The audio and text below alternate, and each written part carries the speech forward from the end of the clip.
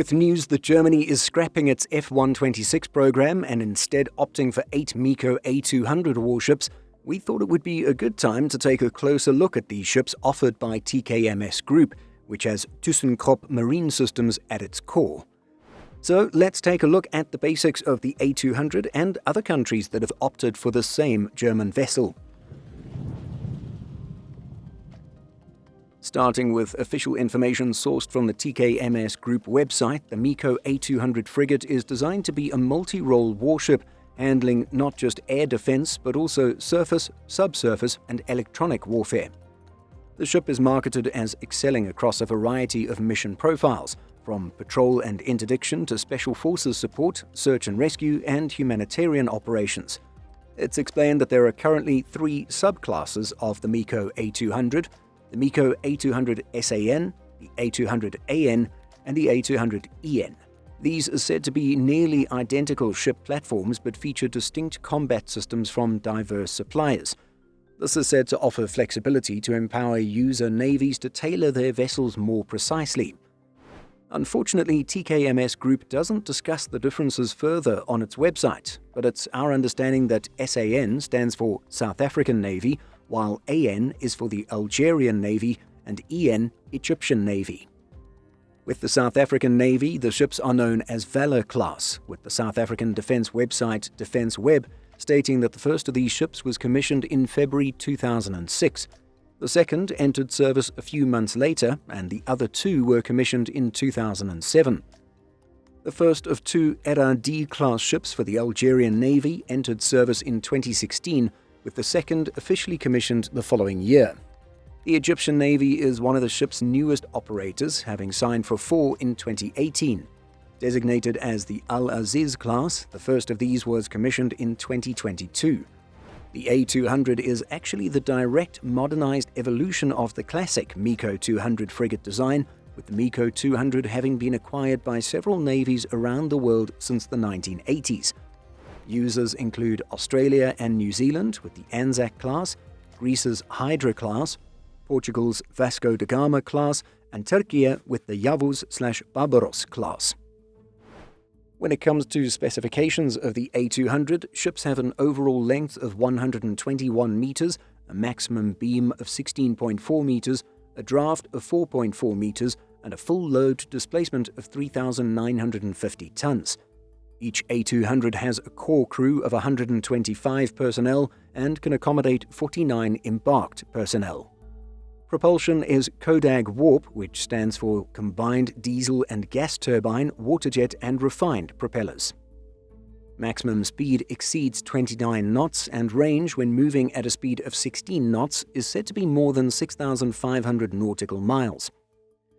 Each ship can accommodate 2 TEU mission modules as well as 2 6-ton helicopters or 1 11-ton helicopter and 2 UAVs.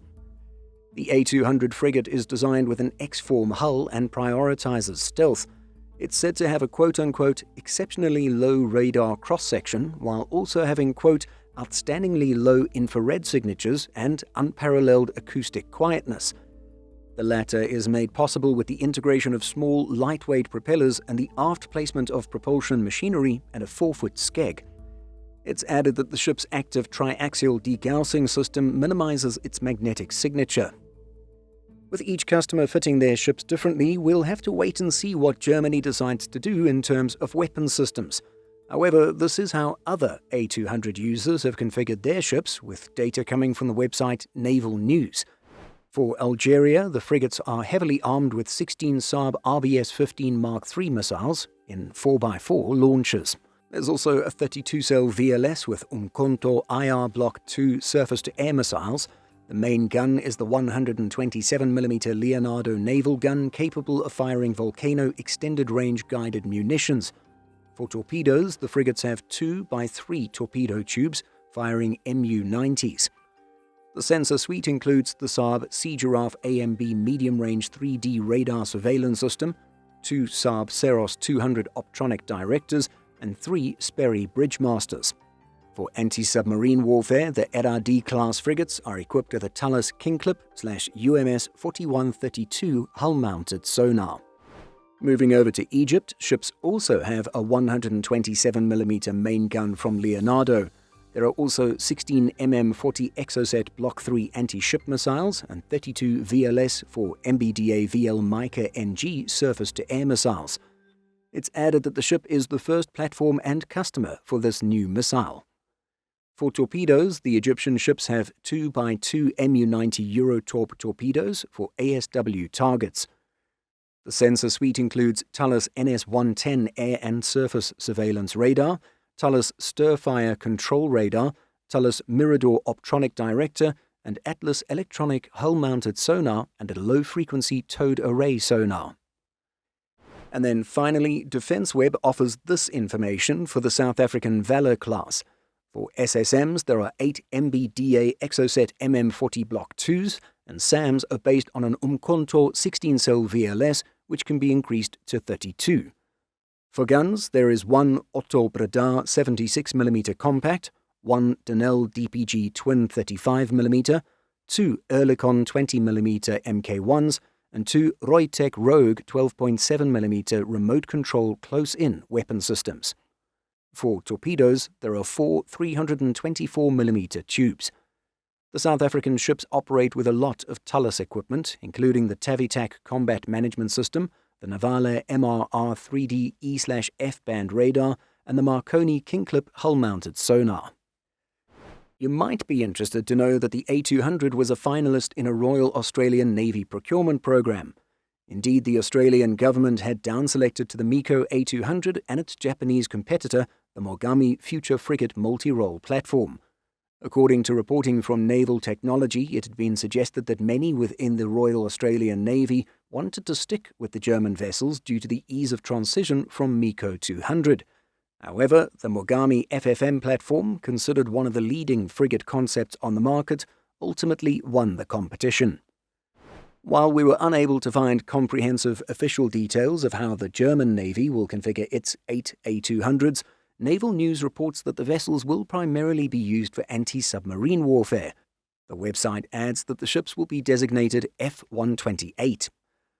According to information obtained by Hartpunkt, the MEKOs will at least be equipped with naval strike missiles and not the Swedish RBS-15.